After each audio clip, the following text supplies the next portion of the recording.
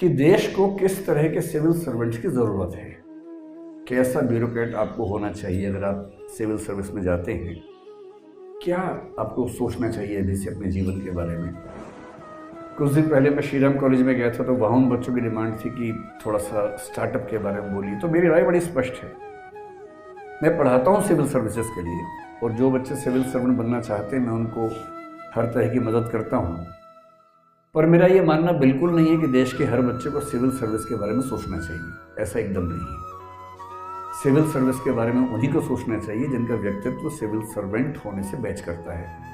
आज हम समझेंगे कैसा व्यक्तित्व आपको होना चाहिए। और मैं ये भी मानता हूँ कि इस देश को सिविल सर्वेंट से ज़्यादा ज़रूरत स्टार्टअप करने वालों की है, और मैं ये बात हर मंच पे कहता हूँ। यदि आप स्टार्टअप कर सकते हैं तो उससे अच्छा कुछ नहीं है।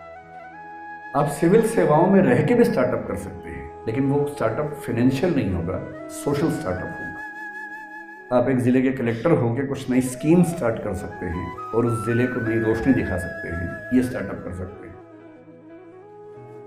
मणिपुर का एक आईएएस है जिसका नाम आर्मस्ट्रॉन्ग पेम या पामे बोलते हैं, PAME है।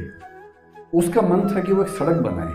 सड़क बनाने के लिए फंड उसके पास नहीं था, सरकार के पास पैसा नहीं था।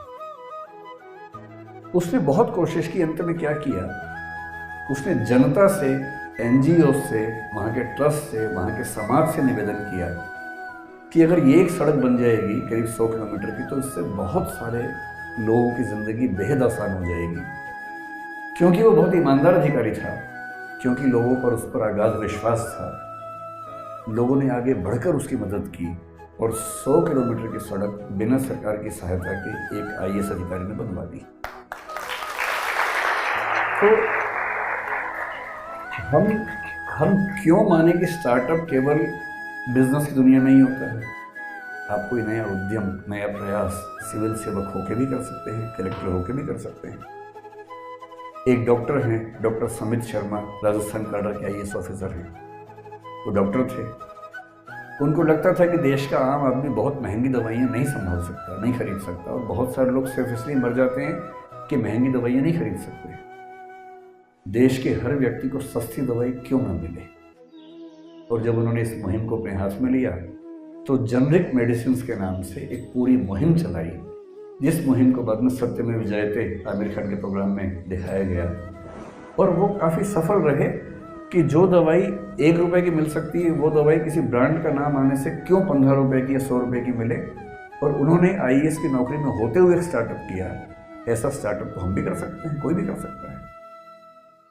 इसलिए आप IAS अगर बनना चाह रहे हैं, सिविल सर्वेंट बनना चाह रहे हैं या IPS बनना चाह रहे हैं, जो भी, सबसे पहले स्पष्ट होना चाहिए कि दरअसल आप क्यों ऐसा चाहते हैं और क्या देश को सच में इसकी ज़रूरत है।